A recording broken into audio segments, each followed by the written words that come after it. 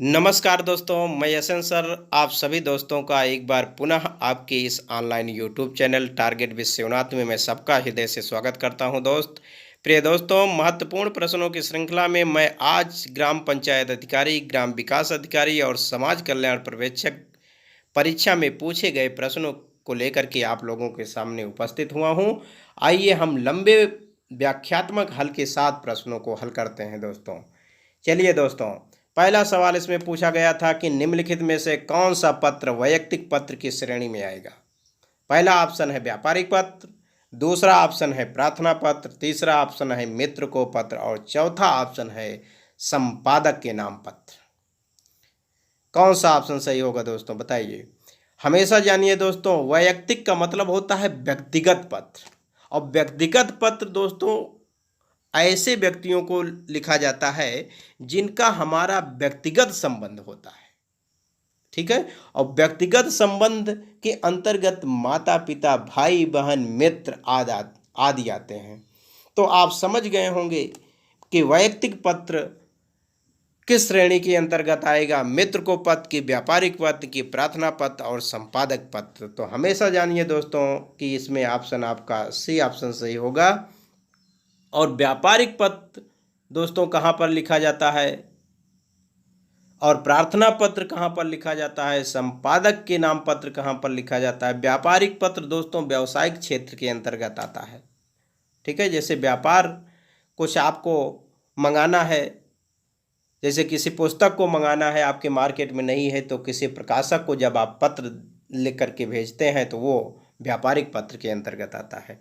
और प्रार्थना पत्र दोस्तों जैसे छुट्टी अवकाश के लिए विद्यालय में पत्र लिखते हैं प्रिंसिपल के नाम या कक्षा अध्यापक के नाम, तो वह पत्र प्रार्थना पत्र कहलाता है, ठीक है। तो दोस्तों मैं अब नेक्स्ट क्वेश्चन की ओर आगे बढ़ता हूं। चलिए देखेंगे दोस्तों, निम्नलिखित में से कौन सी पत्र की विशेषता नहीं है। संक्षिप्तता, प्रेषक, क्रमबद्धता और विनयशीलता। कौन सा ऑप्शन सही होगा दोस्तों। इसमें यह पूछ रहा है दोस्तों कौन सी विशेषता पत्र की कौन सी विशेषता नहीं है। तो संक्षिप्तता ये भी पत्र की विशेषता है दोस्तों कि पत्र हमेशा लिखते समय संक्षिप्त भाव में ही लिखा जाना चाहिए, संक्षिप्त शब्दों में ही लिखा जाना चाहिए। इतना बड़ा पत्र नहीं होना चाहिए कि देख करके ही लोग भयभीत हो जाएं, ठीक है। और क्रमबद्धता, बिल्कुल क्रमबद्धता का भी ध्यान देना चाहिए। ये भी एक विशेषता है पत्र की दोस्तों कि किस स्थान पर निवेदन भाव लिखा जाए, किस स्थान पर विषय भाव लिखा जाए, विषय लिखा जाए, ठीक है। और विनयशीलता ये भी पत्र की विशेषता है दोस्तों। ऐसे शब्दों का यूज नहीं करना चाहिए कि जो पढ़ने वालों को कर्कश लगे, ठीक है। कर्कश शब्दों का बिल्कुल प्रयोग नहीं करना चाहिए। इसलिए दोस्तों ये तीनों ऑप्शन पत्र की विशेषता है। और जो आपका एक प्रेषक है ये पत्र की विशेषता नहीं है, इसलिए आपका यहाँ पर कौन सा ऑप्शन सही होगा, बी ऑप्शन सही होगा दोस्तों। चलिए नेक्स्ट क्वेश्चन की ओर, हम तीसरे क्वेश्चन की ओर आगे बढ़ते हैं दोस्तों। तीसरा क्वेश्चन है आपका यहाँ पर कि गंदगी की समस्या से पीड़ित मोहल्ले वासियों की ओर से नगर पालिका अध्यक्ष को लिखा गया पत्र निम्नलिखित में से किस श्रेणी के अंतर्गत आएगा। पहला ऑप्शन है दोस्तों प्रार्थना पत्र, दूसरा ऑप्शन है आवेदन पत्र और तीसरा ऑप्शन है व्यापारिक पत्र और शिकायती पत्र। दोस्तों इसमें प्रश्न है कि मोहल्ले वासियों ने नगर पालिका अध्यक्ष को पत्र लिखते हैं, यह पत्र किस श्रेणी में आएगा। दोस्तों हमेशा ध्यान दीजिए कि नगर पालिका के लोग गंदगी की समस्या के प्रति शिकायत कर रहे हैं किसको, नगर पालिका अध्यक्ष को दोस्तों। इसलिए यहाँ पर ऑप्शन आपका डी सही होगा दोस्तों। और थोड़ी सी चर्चा हम अन्य ऑप्शन पर करते हैं दोस्तों। आवेदन पत्र कहाँ पर होता है।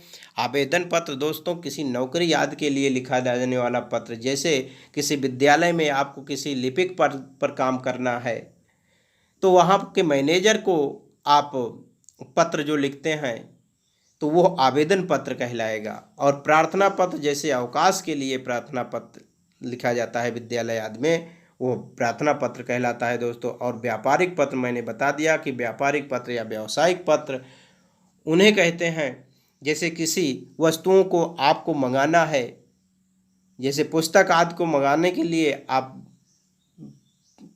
जो प्रकाशक होता है उसको जो पत्र लिखते हैं वो सब क्या है, वो व्यापारिक पत्र का के अंतर्गत आते हैं। तो दोस्तों यहाँ पर आपका डी ऑप्शन सही होता है। ठीक है, ये हुआ आपका तीसरा। और चौथे क्वेश्चन की ओर हम आगे बढ़ते हैं दोस्तों। एक मिनट दोस्तों, चौथा क्वेश्चन, हाँ यहाँ पर है दोस्तों। निम्नलिखित में से कौन सा मूल दीर्घ स्वर नहीं है? निम्नलिखित में से कौन सा मूल दीर्घ स्वर नहीं है? बहुत ही अच्छा क्वेश्चन है दोस्तों। तो सबसे पहले इसमें पहला ऑप्शन है दीर्घ आ, दीर्घ ईद और दीर्घ ओ और ओ। तो यहाँ पर हमेशा ध्यान दीजिए दोस्तों, आ, दीर्घ ई, दीर्घ ओ, ये सभी मूल दीर्घ स्वर हैं। और यहाँ पर डी, यह मूल स्वर नहीं है। क्यों नहीं है दोस्तों? क्योंकि यह संयुक्त स्वर है, आ और उ से मिलकर के ओ का निर्माण हुआ है। ठीक है दोस्तों, चलिए हम नेक्स्ट क्वेश्चन की ओर बढ़ते हैं। पांचवा क्वेश्चन है हमारा कि निम्नलिखित में शुद्ध वर्तनी वाला शब्द कौन सा है? शुद्ध वर्तनी वाला शब्द पहला है अध्ययन, अध्ययन, अध्ययन और आध्ययन। तो यहाँ पर दोस्तों आपका सी ऑप्शन सही होता है, ये शुद्ध वर्तनी वाले शब्द। Sorry sir. नेक्स्ट क्वेश्चन की ओर हम आगे बढ़ते हैं। छठा क्वेश्चन है दोस्तों, निम्नलिखित में से शुद्ध वर्तनी वाला शब्द कौन सा है? ठीक है, पहला है उत्तरदायी, दूसरा है बी उत्तरदायी और तीसरा है ये भी उत्तरदायी और डी ऑप्शन है उत्तरदायी। तो यहाँ पर आप देख करके बताएंगे दोस्तों, यहाँ पर आपका बी ऑप्शन ये सही होता है दोस्तों। ठीक है, चलिए मैं नेक्स्ट क्वेश्चन की ओर आगे बढ़ता हूँ दोस्तों। सातवां क्वेश्चन,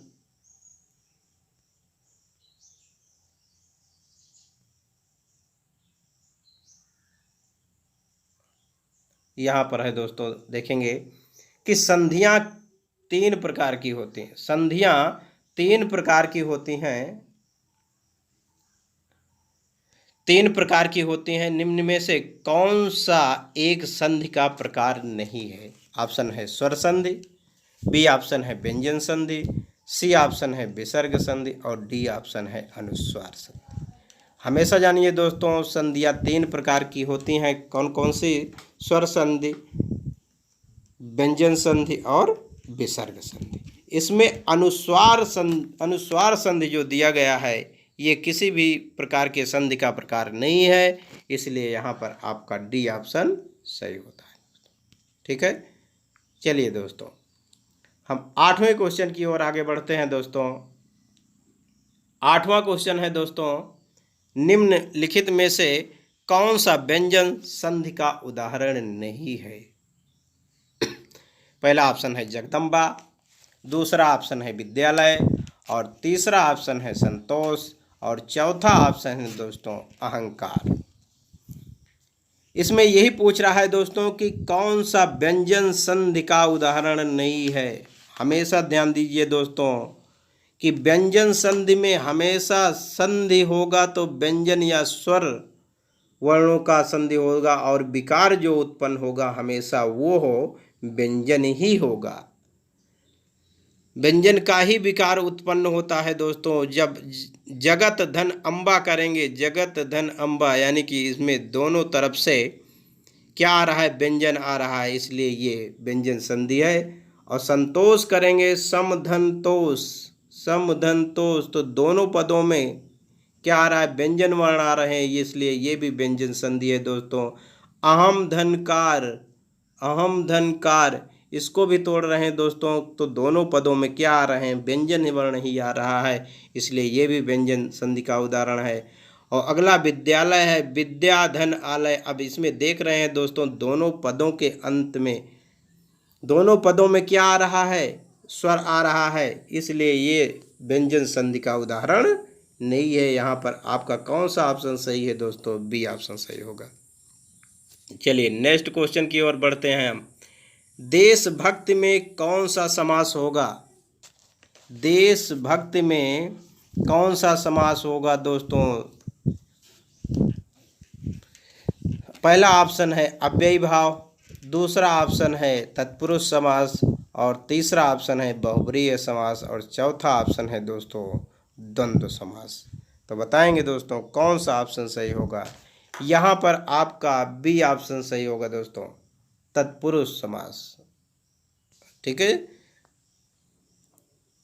चलिए नेक्स्ट क्वेश्चन की ओर हम आगे बढ़ते हैं।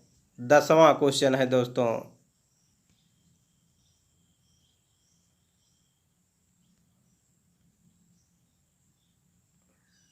कि पंचवटी में कौन सा समास है। पंचवटी में कौन सा समास है। पहला ऑप्शन है बहुब्रीहि समास, दूसरा ऑप्शन है द्वंद्व समास, और तीसरा ऑप्शन है द्विगु समास, और चौथा ऑप्शन है तत्पुरुष समास। तो यहाँ पर देख रहे हैं दोस्तों, पंचवटी जिसका पूर्व पद संख्यावाची होता है दोस्तों, वहाँ पर हमेशा द्वंद्व समास द्विगु समास होता है दोस्तों। ठीक है, वहाँ पर कौन सा समास होता है दोस्तों, जिस समास का पूर्व पद संख्यावाची होता है वहाँ पर हमेशा द्विगु समास, इसलिए यहाँ पर आपका तीसरा ऑप्शन सही होता है दोस्तों। चलिए नेक्स्ट क्वेश्चन की ओर आगे बढ़ेंगे। अगला क्वेश्चन है दोस्तों, अधिकारी में उपसर्ग कौन सा है। अधिकारी में उपसर्ग कौन सा है। पहला ऑप्शन है आ, दूसरा अधि, तीसरा धी, और चौथा ई। तो हमेशा जानिए दोस्तों, जो उपसर्ग होता है वो शब्द के पहले लगता है। ठीक है, और कभी भी उपसर्ग जानने के लिए दोस्तों हमेशा एक एक पद को आगे से काटते जाइए और तब तक आप बाहर करते जाइए जब तक कि उसके पीछे वाला भाग का एक सार्थक अर्थ में न बदल जाए। अब अधिकारी में आ को हम हटाएंगे तो क्या हो जाएगा, धिकारी। धिकारी कोई शब्द नहीं है, इसलिए आ उपसर्ग इसमें नहीं है। आगे दोस्तों देखेंगे, यदि हम ई को हटाते हैं तो धकारी भी कोई शब्द नहीं है, इसलिए ई भी हमारा कोई ऑप्शन नहीं है, सही है, उपसर्ग नहीं होगा। और यदि दोस्तों हम आदि को हटाते हैं और उसके बाद क्या बचेगा, आदि को हटाने के बाद कारी बचेगा, तो कारी शब्द है दोस्तों, हमेशा ध्यान दीजिए। तो यहाँ पर कौन सा उपसर्ग सही होगा आपका, यहाँ पर कौन सा उपसर्ग है, आदि उपसर्ग, यहाँ पर बी ऑप्शन सही होता है दोस्तों। चलिए 12वें क्वेश्चन की ओर हम आगे बढ़ते हैं दोस्तों।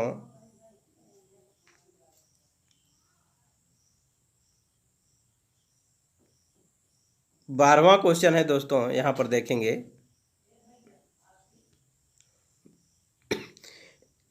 सॉरी, निम्नलिखित में से किस शब्द में आ उपसर्ग नहीं लगा है।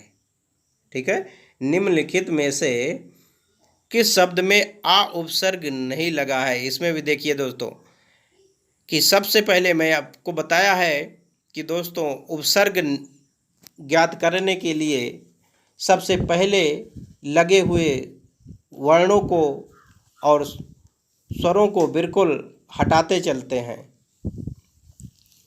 और तब तक हटाते रहते हैं जब तक कि कोई सार्थक शब्द न बन जाए। अब अकथ में आ हटाएंगे तो कथ, ये भी सार्थक शब्द है। अभेद में आ को हटा लेते हैं, भेद भी एक सार्थक शब्द है। सी में आ को हटाएंगे, चूक भी एक सार्थक अर्थ है।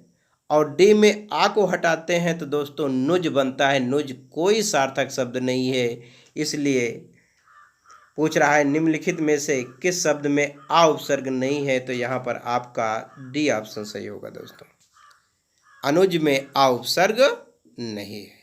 ठीक है, आइए नेक्स्ट क्वेश्चन की ओर हम आगे बढ़ते हैं। नंबर 13, निम्नलिखित में से किस शब्द में नी प्रत्यय नहीं है। पहला ऑप्शन है शेरनी, दूसरा ऑप्शन है मोरनी, चौथा ऑप्शन है नौकरानी, तीसरा ऑप्शन है नौकरानी, और डी ऑप्शन है कुटनी।